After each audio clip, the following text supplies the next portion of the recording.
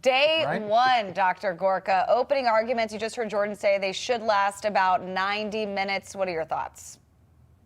It's a joke. It's a travesty. It's absurdity. As you said, I mean, this trial should never have gone to court. We have that document. Anybody right now can go online and find the letter where Stormy Daniels certified she never had any kind of sexual relationship with President Trump. So what is this about? And we know Michael Cohen is a convicted perjurer. Right. So their two star witnesses are a guy who has been convicted of lying in court, and the other one who said there's no there. So again, this is just election interference. The idea that this man is the leader of the opposition, won the primary earlier than anybody else, and now he can't campaign for 2 months. He's got to sit in that court. That's why it's happening, because they know he is going to crush President Biden if there is a free and fair election. Yeah, and I'm wondering what you make of, so Donald Trump is stuck in this courtroom while Joe Biden can campaign. NBC News with a new poll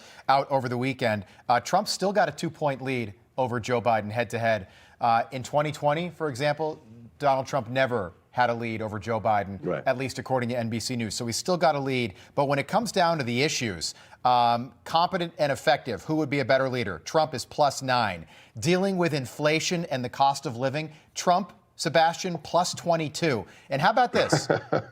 Which candidate is better and has better mental and physical health? Donald Trump, +19. The numbers are stunning in Donald Trump's favor.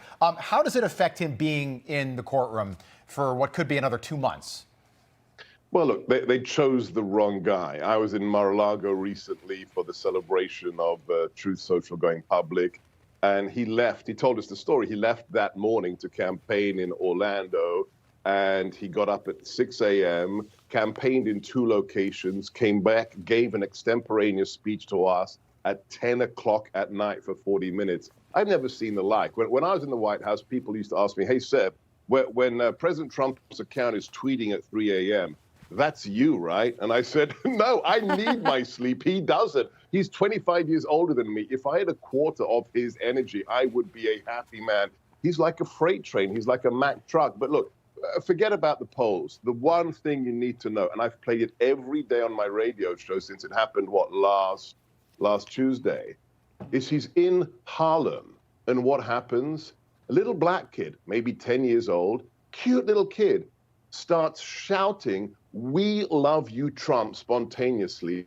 Then the little girl behind him chimes in. And then what happens? The whole flipping crowd, all the adults in Harlem, start chanting for President Trump that they love him. Can you just tell me, guys, because I'll wait, when was the last time anyone publicly said, "We love you, Biden"? I'll wait. You'll be waiting for a long time. So obviously the jury all selected 12 jurors, 6 alternates. Judge Merchan on Friday, before they left for the weekend, he instructed the jurors to not discuss or research anything regarding the former president's case over the weekend. We have to trust that maybe they won't do that. But in the big scale of things, is it possible for him to get a fair trial? No, of course not. Of course not. Well, I mean, New York voted, what, 70, 80% for Biden? Look, I hope to the dear Lord there's at least one person in that jury pool. But we know it's rigged. I mean, listen to the answers in the early voir dire. What was it, five of the jurors said they get their news from totally unbiased sources. When you're making statements like that, you know the whole thing's rigged. Yeah, the you books know are that cooked. these people aren't telling the truth, right?